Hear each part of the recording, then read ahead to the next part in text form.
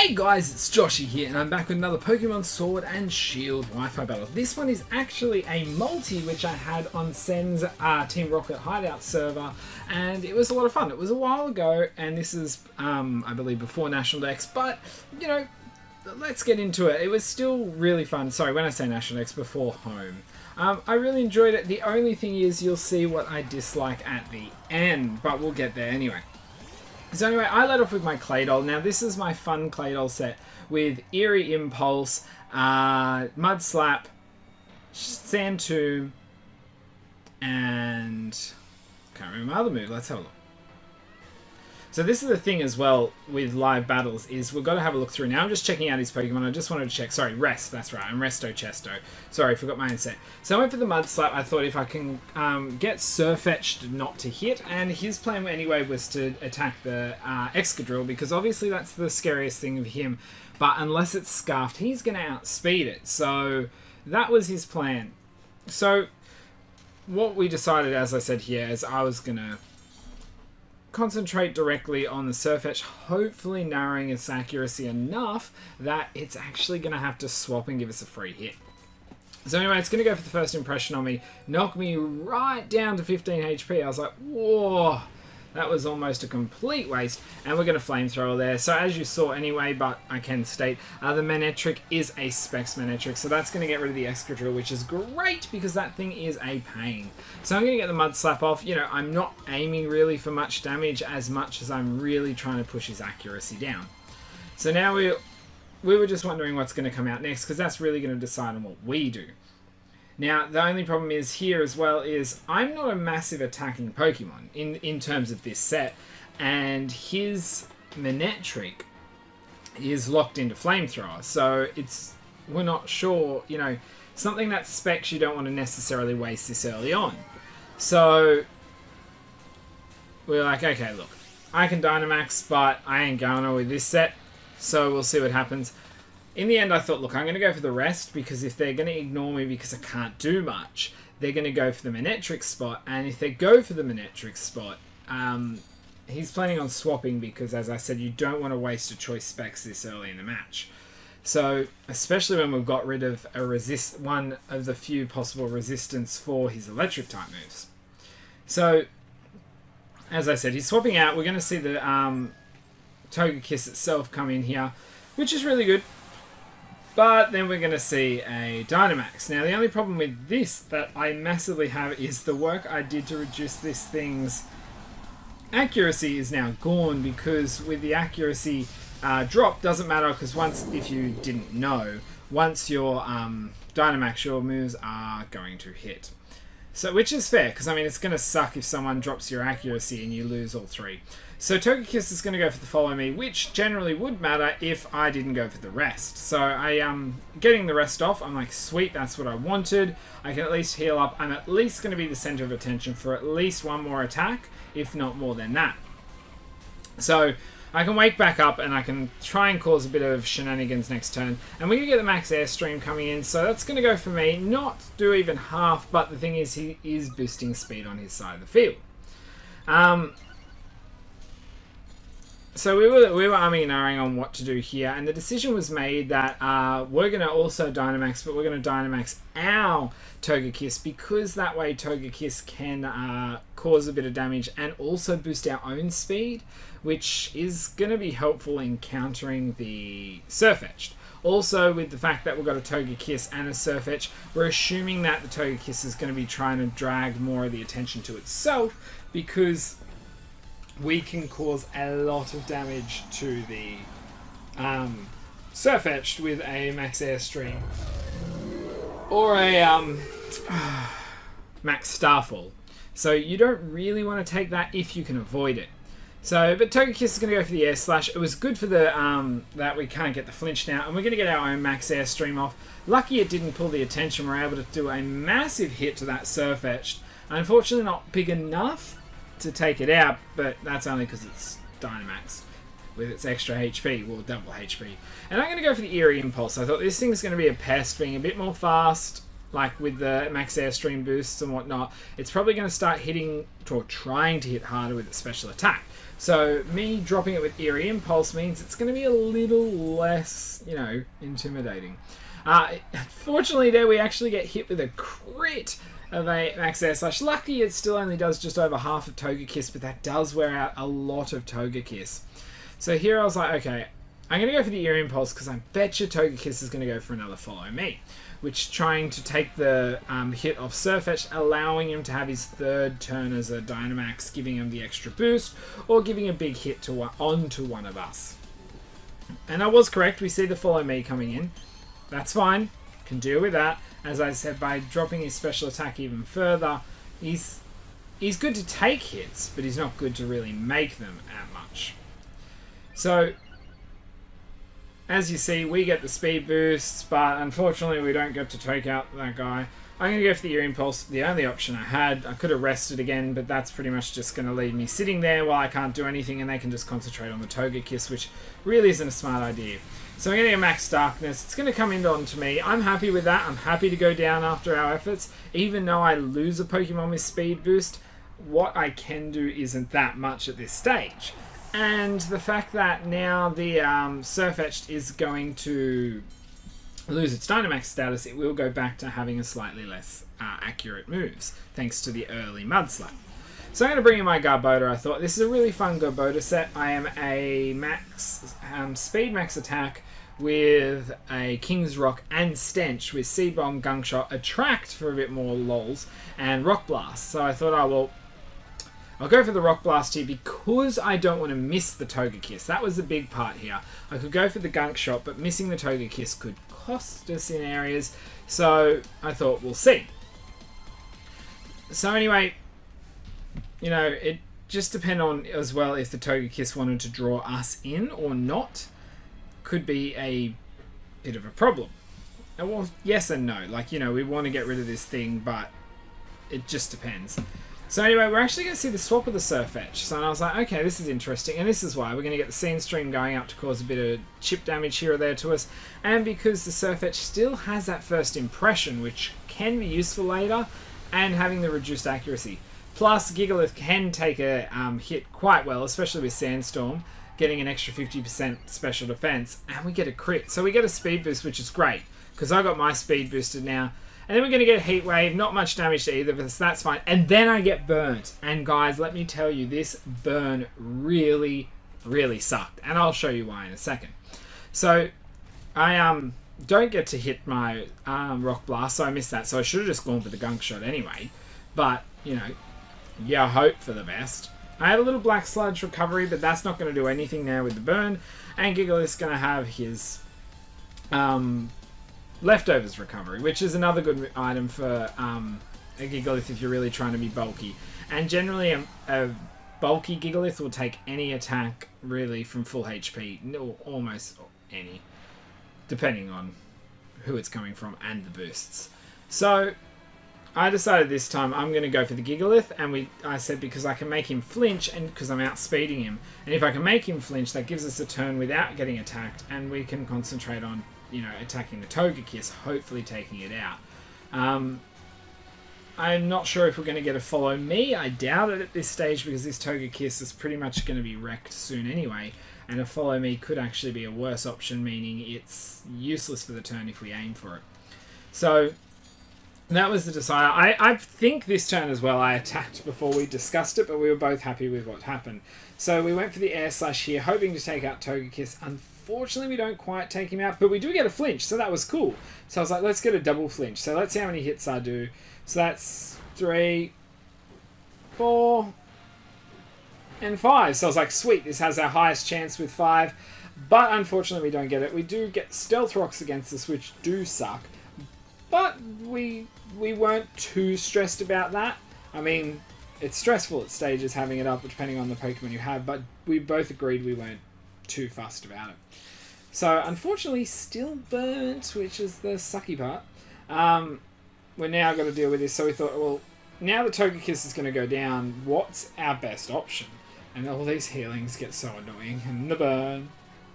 But anyway, I thought, well, we both thought, well, the thing is, Togekiss actually carries Dazzling Gleam. So he's going to Dazzling Gleam both Pokemon, allowing me to attack the Gigalith, and no matter what happens with Togekiss, we'll take it out this turn for sure, unless it's carrying Protect, which is the only thing, but it's in range. It's going to be close to a Sandstorm takeout. I think it'll probably just survive, but I'm not going to be the one to risk that, and neither are they, let me tell you. And the good thing is as well with the multi, if you can take out, not that you should aim for only one person's, you've got to play it smart and take out your biggest threat, but if you take out one person's Pokemon, leaving yourself with only 2 to take out can be a little bit safer than other options. So, sorry, leaving yourself with only one person to take out, then having 2. So anyway, Togekiss is down. I go for the Seed Bomb, and this is where it really sucks. If I was not burnt, I would probably have this thing quite low on HP, if not almost dead. And that would have given me much better chance to deal with it later on. So, our recovery and stuff. So that's what I was looking at. Now, I thought maybe I'd actually have taken it out, because if you look at it, the HP is 1.5, but you got to remember it did take a hit while entering the battle. So I would have definitely had it down to at least around a quarter, if not lower. So that's the part that was really kind of frustrating there, because I could have dealt with this much easier. So he's going to bring in Mimikyu here. Now, the good thing here is we get at least that free attack. I personally get so frustrated while versing Mimikyu, but we can see we take some damage, but it doesn't affect our disguise. Also, we get to see the Pikachu come in, so I'm surprised Mimikyu's not going a little mental. It'd be cool if Mimikyu had that ability as well, or instead, I guess, where if it comes against like a Pikachu or a Pikachu family, it gets, you know, or something, you know, that'd give it a boost. It'd just be novelty hilarious. Like, you know, comes in against Pikachu and it gets a triple boost to attack and special attack. Instead of disguise, obviously. Pikachu's going to go for the fake out. That's going to do a lot of damage. Not happy about that, but anyway. It's a crit. So I flinch. Mimikyu's going to go for the Swords Dance, which isn't the dumb move. I mean, you got that free turn. So generally now it's like, what are we going to get hit with? So Rock Blast is actually a really cool one to hit Mimikyu with, because you're not really completely wasting an attack. Because if you hit 2 or 3 times, you'll be fine. So now, really, he's getting a couple. We're lucky he didn't hit 5 times, because 5 times would have caused Mimikyu to either get taken out, or the sand would have taken Mimikyu out afterwards. Worst case, I mean, best case, he may have lived on red and dead next turn. So that was a really risky move. So now that I've already been flinched, I was like, I'd love to get a Garbodor flinch off at the moment. This is what this set's designed for, just for fun, obviously. It's not the best Garbodor set you'll ever run. So I was like, well, if I wasn't burnt, Gigalith would be in takeout range. So I was like, do I go for, you know, C-Bomb on the Gigalith? Do I go for Gunk Shot on either of them? Do I go for Rock Blast and hope for the flinch? In the end, I decided to go to Rock Blast because I'm not causing enough damage generally. If I could flinch the Gigalith, it's going to be okay, you know, for the turn anyway. So that was my hopes anyway, because if we can get that flinch off, it means for sure that we're going to have some survivors this turn. So Pikachu goes for the Protect, which I was fine with. As I said, I really wanted to deal with it. It does suck that it protected because of the Shadow Sneak there, but I'm going to go for the Rock Blast. I'm like, come on, give me the flinches this turn. I'd like them. And so I get a crit there, which is amazing, but I only hit 2 times, of course. And so he gets to go for the Earthquake. So I was like, oh, yay. This really sucks. So we're both going down. So we're going to go down to, yep, 2 Pokemon on our side of the field. So we're down to 1 each. That's right, 2. Now, it really, really, really did suck. Again, I'll reiterate, I hated that burn. It happens. But more often than not, it happens to me. So I have Unpheasant, which there's Stealth Rock, so yay. At least we have our Specs Doggo to deal with this. Now, well, to help deal with this. It just depends on the Pokemon. We've got 1 spot we don't know about yet, and 1 person only has 1 Pokemon. So taking out the Pikachu is kind of priority now that we're down to 1 each, because then we can double team the other person's Pokemon, meaning they can only really attack 1 of us a turn. The only problem is our move choices really need to go right. So we both take stone damage. I would have loved to have had the chance to have gone for a focus energy just in case, but I have to go for the steel wing. I was generally worried about Pikachu's attacks, which is why I went for the attack instead, but I probably should have attacked Pikachu if I was that worried. So anyway, our electric doggo is going to go for the hyper voice there, which is good. We get to deal with the sirfetch'd before we get first impression, and then we're going to get rid of the Pikachu still with that. So it wasn't actually a bad turn. We were really happy with that. So now we've knocked them down to just one Pokemon only to deal with. So we're just hoping it'll go the right way. The only problem here is we know they have the Gigalith, it is bulky, and we know that not only does it resist our electric doggo's moves, Manectric, but it also is able to boost its special defense by 50% thanks to its ability Sandstream. So we're gonna have to deal with it. So I was like, this is where we're discussing. I was like, I have a plan. It's got a 60% chance of working out, but I have a plan. And so we agreed to think about it, but this turn we just wanted to attack and see how much damage we could get. We really thought we were over this turn, and we actually were lucky enough to get through it in a way. So I'm kind of happy we didn't end up getting attacked by a Rock Blast, mostly by I mean me, because, well, I don't want Manectric to die because we really need his output power, even though it's not very effective. You couldn't have risked going for the electric move because of the Pikachu, but, you know, we had to do what we had to do. So I was like, do I do it this turn? Do I not? Do I? And so we were discussing about it, and I said, you know, should we try and kind of trolley get through this, or should we blunt force it? And we discussed a little bit about it back and forth, because we have to try and predict what the Gigalith's going to do. Who's he going to attack? What's our best move? Like, generally most people at this point would probably ignore the Unpheasant because I'm not going to do as much damage as predicted. So obviously he's going for attack. He's not going to try and double protect. And we just went for the attack. Sorry, I was a little wrong. I hadn't fully mentioned it. I said something, and so we're going to get Rock Blast. It does miss me, which is a godsend, because I really should have tried what I was thinking of trying. So this turn I came out and I said, look, this turn we were lucky, we're going to take it out, but depending what the last Pokemon is, I have something little in my pocket. And then we get the timer come up with 3 minutes left. So I was like, okay, well, if he swaps here, that could be interesting.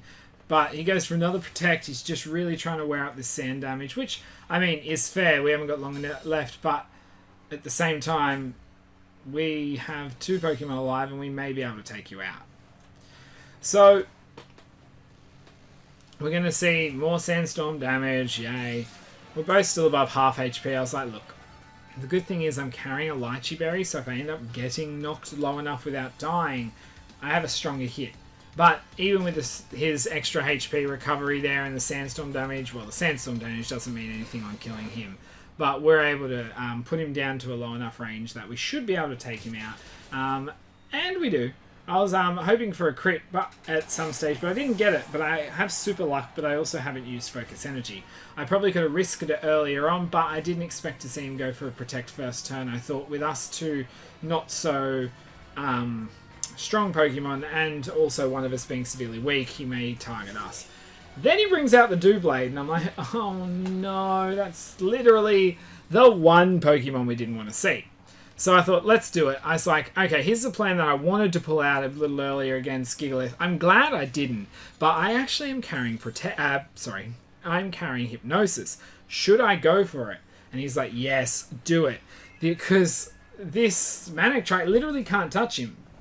If we're lucky, he'll run out and be able to struggle damage, but that's literally going to cost himself. I hit the Hypnosis, so I was like, yes, thankfully there is some good here. So I went for the Focus Energy. I was like, that part is what I'm going to be able to cause some damage with, but it's not going to be a massive amount. So anyway, again, with the Hyper Voice that does nothing, I'm able to go for the Focus Energy. And I was like, at least now I'm guaranteed a critical hit and should be able to do some alright damage. I was like, okay, well, let's have a look. What are you doing? You've still got a couple moves left. Me, I'm like, do I go for the Steel Wing and take the hit? Or do I go for the Brave Bird and take the recoil? Sorry, give minimal hit or take the recoil from Brave Bird. In the end, I thought, go for the Brave Bird. We want to knock his HP down as far as possible if we can. And even though he's probably Eviolite and defense boosted, I can do so. And this is where my partner was like, you know what, we're going to actually wait out the timer a bit more, because as long as he doesn't wake up and take one of us out this turn, we win. And, you know, I feel kind of crappy about that because, I mean, I feel like we would have had the timer run out anyway before he took one of us out. And, you know, that's less than quarter, but I'm not taking that much recoil. So if he was asleep for, like, this turn and maybe next, I would have had him down decently low. I don't think I would have been able to take him out myself. I would have needed help from the Manectric, but we end up winning that thanks to the timeout, which, again, as I said, I still feel like that's kind of shitty there. Paradox, I completely, Fat. Forgot my partner's name in that one. But it was really, really cool, and I really enjoyed it. Now, if you do want to have any battles like this, hit me up on Discord. If you want to have a look at Sen's server itself, which does a lot of battling, including multi, you can find him easily, SEN, on my Discord server. Don't forget, as well, with Discord, Twitch and Twitter, link down below in the comments. The description. There's the comments below that. You can hit that like button to help out. And if you'd like to as well, you can sub or even ring that bell to get notifications when the videos go live. If you also would like to suggest things you'd like to see Pokemon battle-wise or whatnot, you can use that comment section too. But anyway, guys, until my next video, I'll see ya.